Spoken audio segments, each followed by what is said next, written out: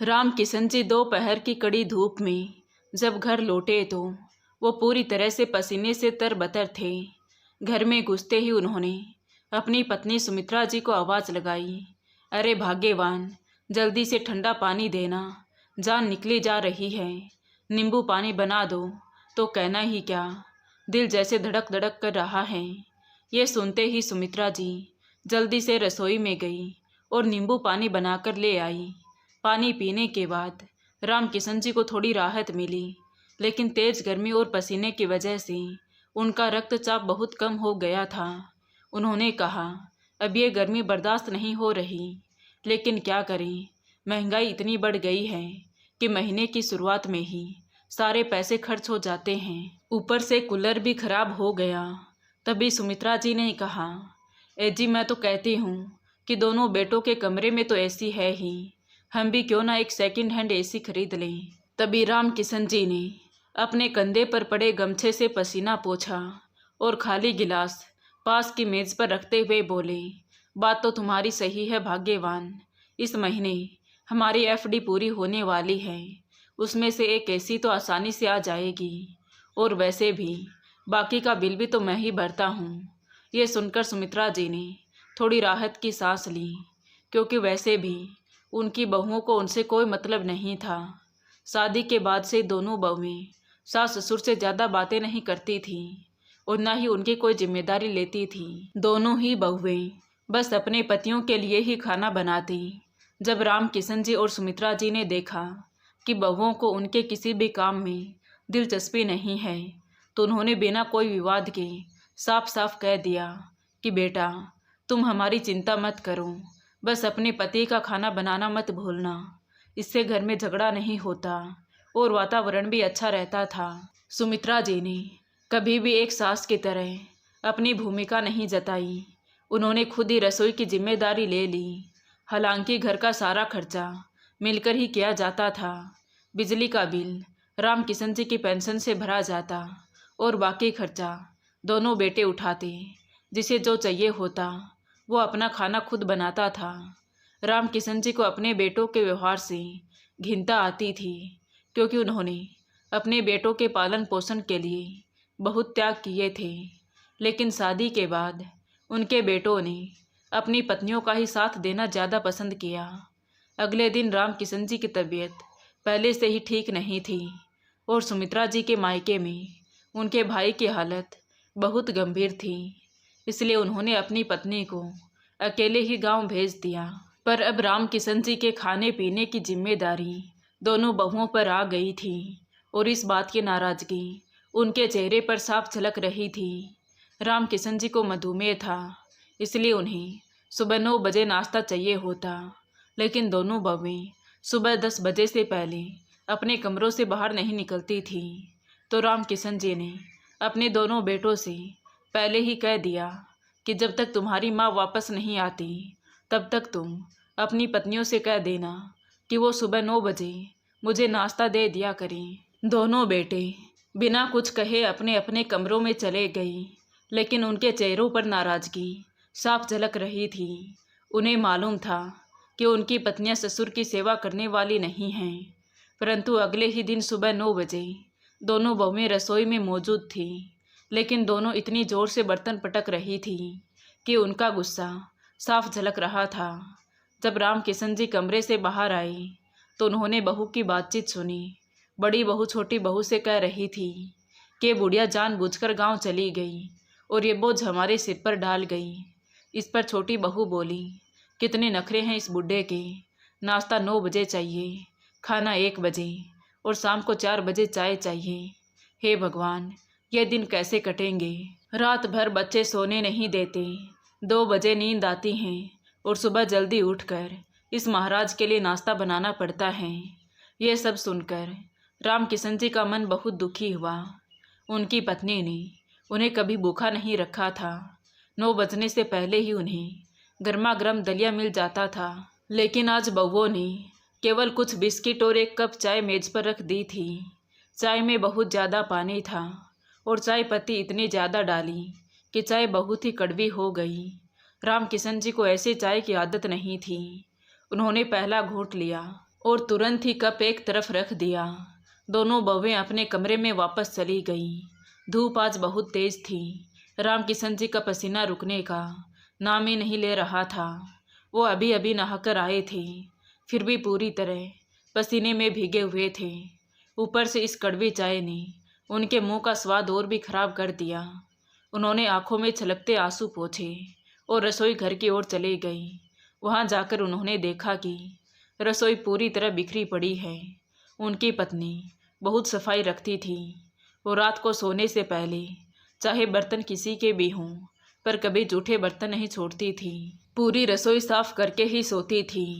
लेकिन बहुएं कुछ अलग ही थी। जब मन होता तब करती, नहीं तो बिल्कुल भी नहीं। कभी कभी तो वो दोनों खाना ही नहीं बनाती थी। तब दोनों बेटे माँ के कमरे में आकर कहते, माँ, जो कुछ भी आपने पापा के लिए बनाया है वो हमें भी दे दो, क्योंकि आज पूनम की तबीयत ठीक नहीं है। तो दूसरा बेटा भी तुरंत कहता, हाँ माँ, और सलोनी भी बीमार है। बेटों को भूखा देखकर सुमित्रा जी चुपचाप बेटों को भी खाना परोस देती। वो हमेशा गर्म और ताज़ा खाना बनाती, क्योंकि रामकिशन जी को हमेशा से ताज़ा खाना खाने की आदत थी। सुमित्रा जी ने पूरी जिंदगी रामकिशन जी की देखभाल की थी, लेकिन आज उसी घर में अपनी ही बहुओं के व्यवहार से उन्हें अकेलेपन का एहसास हो रहा था। कभी कभी अगर रात को रोटी बच भी जाती तो सुमित्रा जी सुबह उठकर खुद नाश्ते में खा लेती, लेकिन उन्होंने कभी भी रामकिशन जी को बासी रोटी नहीं दी। पत्नी और बहू के जो कर्तव्य होते हैं वो सभी सुमित्रा जी ने पूरी निष्ठा से निभाए थे, लेकिन उनकी बहुओं को उससे कोई मतलब नहीं था। वो एकदम आलसी थी। रामकिशन जी ने जब रसोई घर की हालत देखी तो वो हैरान रह गए।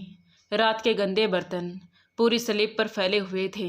रसोई घर बड़ा और सुंदर था, लेकिन उस समय वो बहुत गंदा दिखाई दे रहा था। उन्होंने फ्रीज खोला, वहाँ से ब्रेड और मक्खन निकाला, 2 स्लाइस पर मक्खन लगाया और वही खा लिया। पानी के एक घूंट से उन्होंने उस टूक को निगल लिया।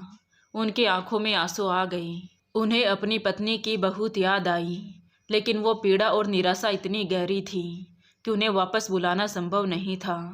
दोपहर के समय उन्हें रात की बासी रोटी और सब्जी दी। सब्जी में इतनी दुर्गंध आ रही थी कि उन्हें उल्टी आने को हो गई।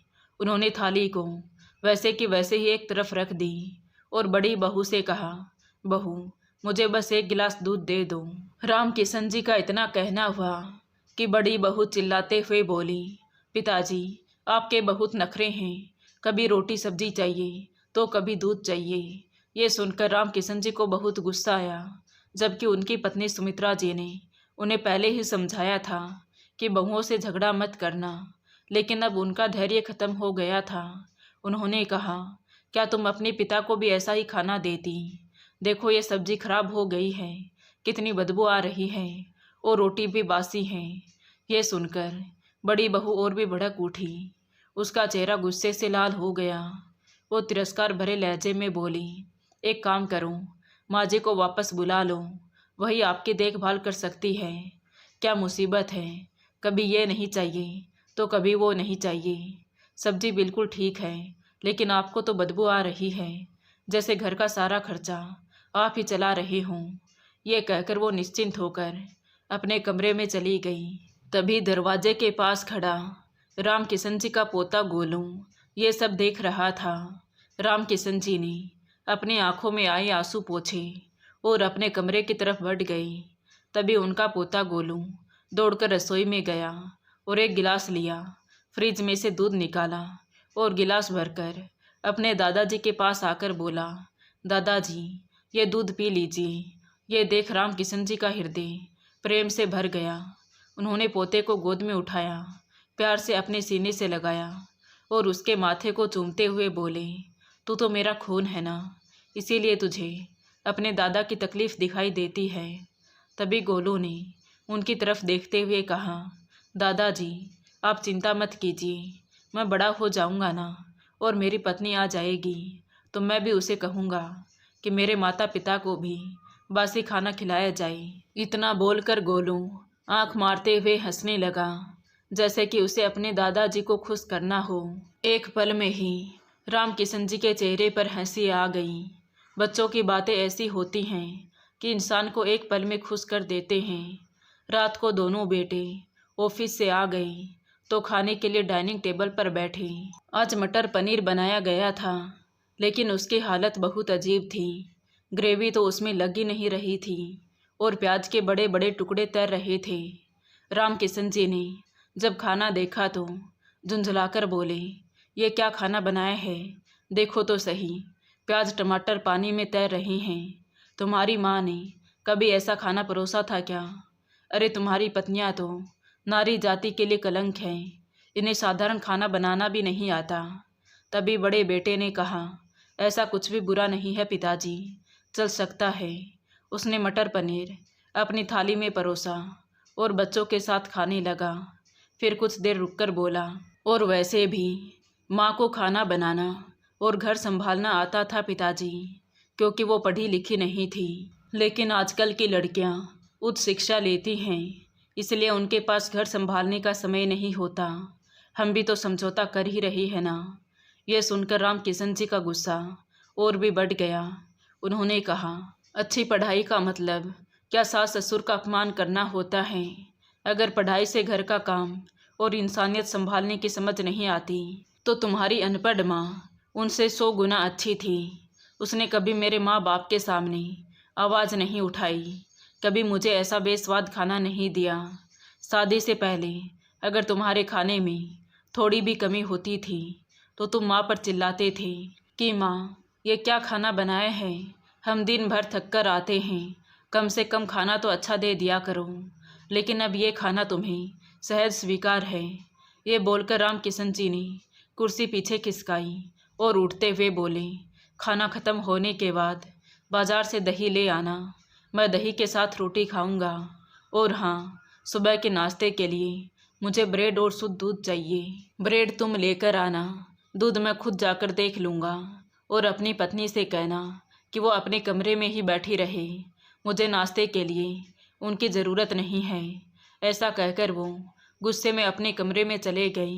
उनकी पत्नी को मायके गए हुए सिर्फ 5 दिन ही हुए थे, लेकिन उनकी हालत ऐसी हो गई थी कि अब उनके लिए इस घर में रहना मुश्किल हो रहा था। उन्होंने सुमित्रा जी को फ़ोन लगाया। फ़ोन पर सुमित्रा जी हिचकियाँ लेते हुए रो रही थी। थोड़ी देर उन्हें समझाने के बाद राम किशन जी ने पूछा, तुम कितने दिन और वहीं रुकोगी भाग्यवान? तो सुमित्रा जी ने कहा, मेरा भाई गुजर गया और उसके बच्चे बहुत रो रहे हैं। वो कह रहे हैं वो अजी कुछ दिन हमारे साथ रहो।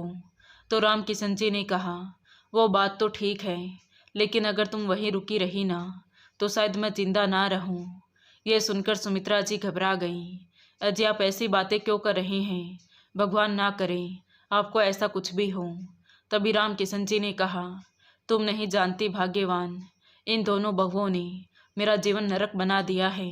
सुबह कड़वी चाय सामने लाती हैं, कभी बासी रोटियां तो कभी बासी सब्जी। तुम्हें तो पता है मुझे ऐसा खाना खाने की आदत नहीं है। कुछ कहो तो उनके मुंह पर 2 हाथ लंबी जुबान लग जाती है। ये सब मैं एक दिन भी सहन नहीं कर सकता।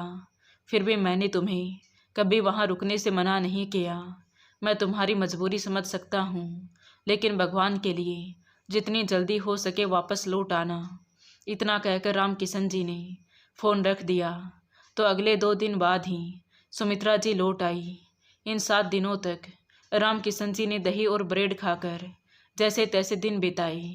अंत में सुमित्रा जी लौट आई तो उन्होंने चैन की सांस ली। अब राम किशन जी को खाना तो बहुत अच्छा मिलता था, लेकिन दोनों बुजुर्ग दंपति तेज गर्मी से परेशान थे। राम किशन जी के पूरे शरीर पर पसीने के कारण लाल दाने निकल आए थे। जरा सा पसीना आता तो जलन होती थी। दोनों गर्मी से बेहद परेशान थे। उनके दोनों बच्चे पहले ही कह चुके थे कि हमारे खर्च बहुत बढ़ गए हैं, हम अभी एक और एसी नहीं लगवा सकते। बेटों का जवाब सुनकर राम किशन जी ने सोचा कि अब समय आ गया है कि वो अपने पैसों से 1 टन की क्षमता वाली एसी खरीद लें, क्योंकि बच्चों को अब उनसे कोई मतलब नहीं था। खुद एसी के नीचे सोते और माता पिता के लिए कूलर भी नहीं। ये सोचकर राम किशन जी ने एक एसी खरीद ली और अपने कमरे में लगवा ली। जिसे देखकर दोनों बहुएं हैरान रह गईं। रात को बेटों के घर आते ही दोनों बहुओं ने उनके कान भर दिए तो दोनों बेटे पिताजी के कमरे में आए और बोले, पापा, आपने बताया ही नहीं कि आप एसी खरीदने वाले हैं।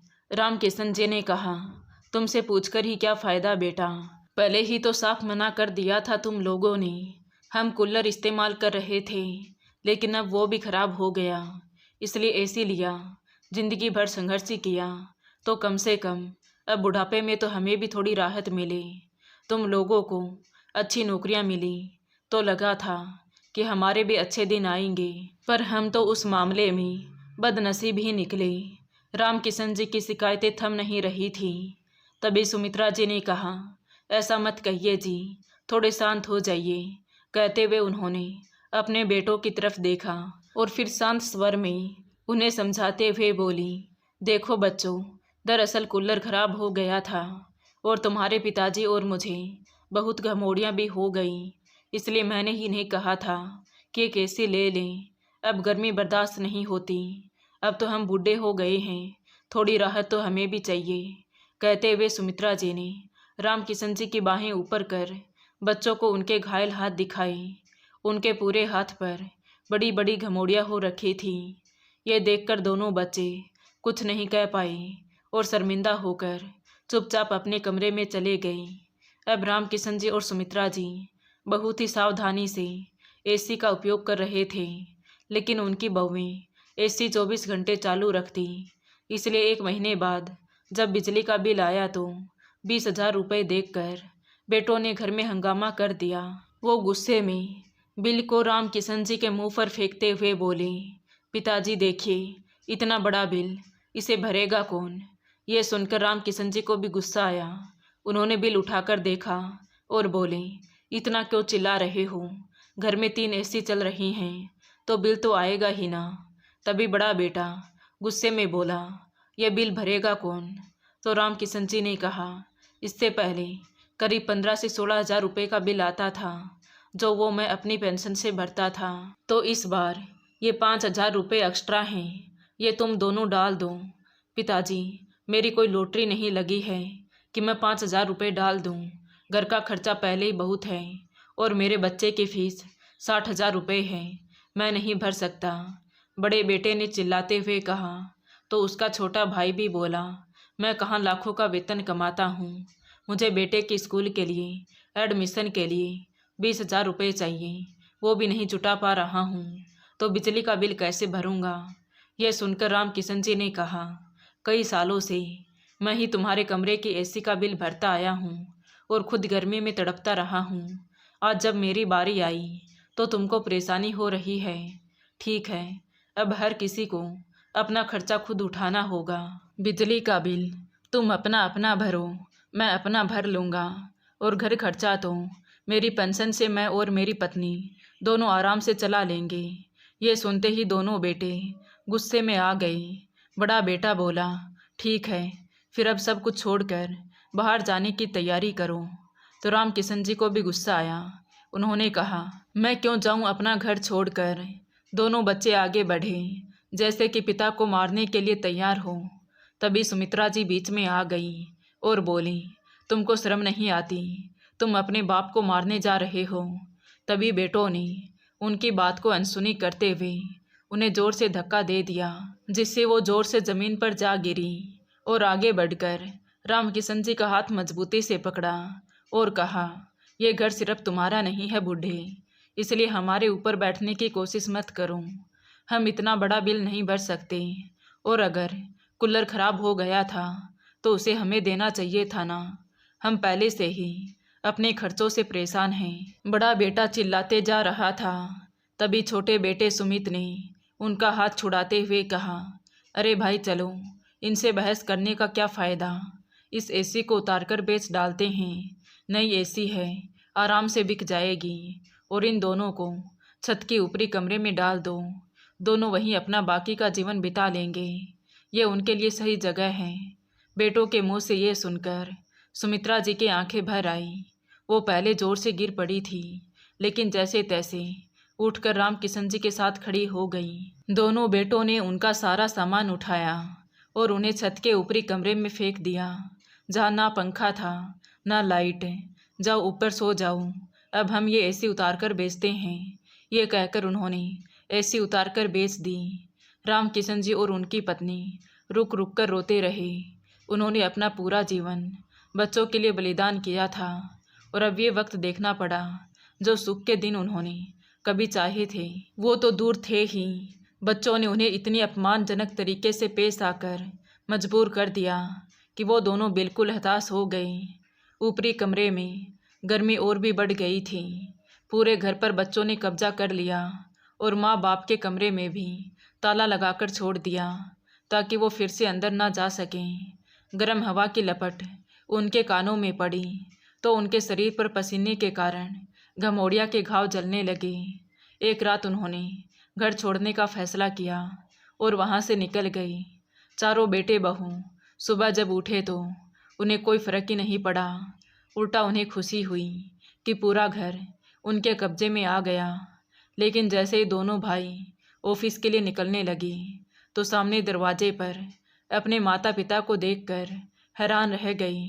बड़े बेटे ने चिल्लाते हुए कहा, बूढ़े फिर से आ गए ना, सोचा था पीछा छूट गया लेकिन नहीं, तुम्हें कहाँ चैन पड़ेगा, आ गए फिर से एसी की हवा लेने। रुको मैं देता हूँ तुम्हें एसी की हवा। कहते हुए वो जैसे ही उन्हें धक्का देने लगा तो सामने पुलिस को देखकर उसकी सिट्टी बिट्टी गुम हो गई। वो क्या है ना साहब, पिताजी को डॉक्टर के पास लेकर जा रहा था, वो मान ही नहीं रहे हैं, उनको इतने दिन से खांसी हो रही है। सुमित ने पुलिस को देखकर हकलाते हुए कहा, मुझे लगता है कि दवा की ज़रूरत इन्हें नहीं बल्कि आपको है। इंस्पेक्टर साहब ने अंदर आते हुए कहा तो दोनों भाई एक दूसरे की तरफ देखने लगे। नहीं साहब, ये हमारे घर का मामला है, हम सॉर्ट आउट कर लेंगे। फिर अपने पिताजी की तरफ देखते हुए बोला, पिताजी आप बोलते क्यों नहीं, इन्हें बताओ ना कि हम डॉक्टर के पास ही जा रहे थे। तभी रामकिशन जी ने एक जोरदार तमाचा उसके गाल पर जड़ दिया। बेशरम, तुझे क्या लगा था कि हमें छत पर धकेल देगा और खुद एसी के नीचे सोएगा? भूल मत कि ये घर आज भी मेरे नाम पर है। निकल जाइए यहाँ से और ज़िंदगी में दोबारा कभी अपनी ये मनहूसियत शक्ल लेकर मेरे सामने मत आना। इंस्पेक्टर साहब, इन सबको ले जाओ यहाँ से। अपने पिता का ऐसा रूप देखकर आज चारों बेटे बहुओं के पैरों तले से जमीन खिसक गई। दोनों बेटे आगे बढ़कर पिताजी के सामने गिड़गिड़ाने लगे, लेकिन रामकिशन जी ने अब उनकी एक ना सुनी और चारों को पुलिस के हवाले कर दिया। आज पहली बार बेटों की आंखों में डर था और बहुओं की आंखों में पश्चाताप, लेकिन अब बहुत देर हो चुकी थी, क्योंकि जिस घर में माँ बाप को चैन नहीं मिलता वहाँ बच्चों को भी छाव नहीं मिलती। तो दोस्तों, आपको ये कहानी कैसी लगी कमेंट करके ज़रूर बताएं। कहानी अच्छी लगी हो तो प्लीज़ वीडियो को लाइक करें, शेयर करें और हमारे चैनल कहानी विद देवांशी को सब्सक्राइब ज़रूर करें।